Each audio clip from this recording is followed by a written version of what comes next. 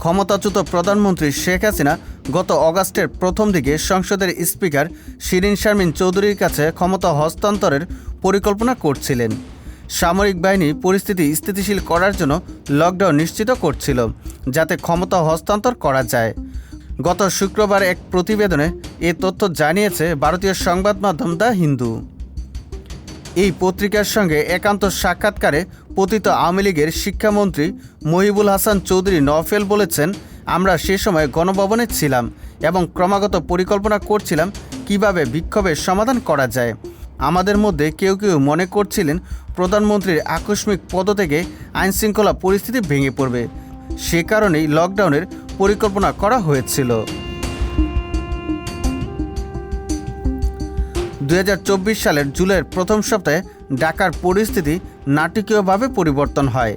এই সময়ে শেখ হাসিনা চীনে রওনা হন এবং তার সরকারের বিরুদ্ধে একটি পূর্ণাঙ্গ ছাত্র নেতৃত্বাধীন আন্দোলন তীব্র বিক্ষোভের রূপ ধারণ করে।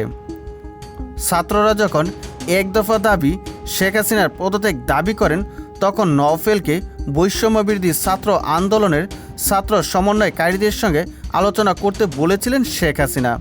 পরে ছাত্র বিক্ষোভ তীব্র হয়ে উঠলে তিনি আত্মগোপনে চলে যান। নওফেল মনে করেন আগামী দিনের অন্তর্বর্তী সরকারের ভবিষ্যৎ নির্ভর করবে যুক্তরাষ্ট্রে আগত ডোনাল্ড ট্রাম্প প্রশাসনের মনোভাবের ওপর।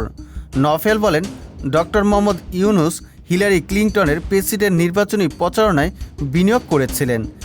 আমি নিশ্চিত 20 জানুয়ারি ট্রাম্পের শপথ নেওয়ার পরে অন্তর্বর্তী সরকারের জন্য কিছু প্রতিক্রিয়া হবে।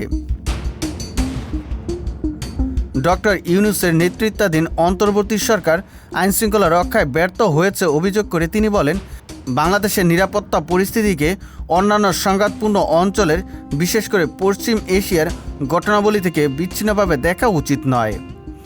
বাংলাদেশ গত 5 মাসে আইনশৃঙ্খলা পরিস্থিতির উন্নতি না হওয়ায় অর্থনীতি ও শিল্পে অস্থিরতা বেড়েছে বলেও অভিযোগ করেন নওফেল। তিনি আরও বলেন, অন্তর্বর্তী সরকারের সংবিধানের মৌলিক পরিবর্তন আনার কোনো এখতিয়ার নেই।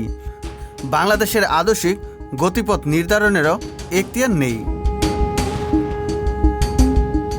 সুজিত মণ্ডল, সবার কথা।